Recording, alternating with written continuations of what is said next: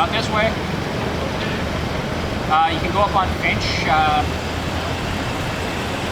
Somebody died.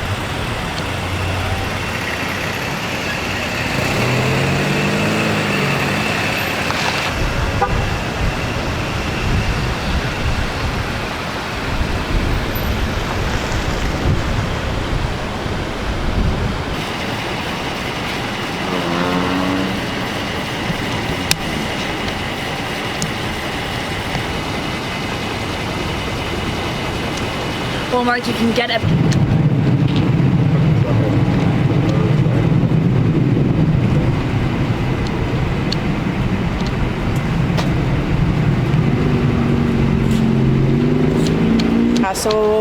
Just after 9 p.m. this evening, we received a call for a collision on Wilson at Cornelius Pkwy between a vehicle and a motorcycle, which we now believe is an e-bike. One person was transported to the hospital and has since been pronounced.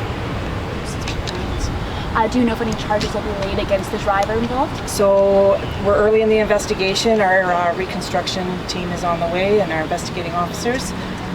If anybody has any dash cam video.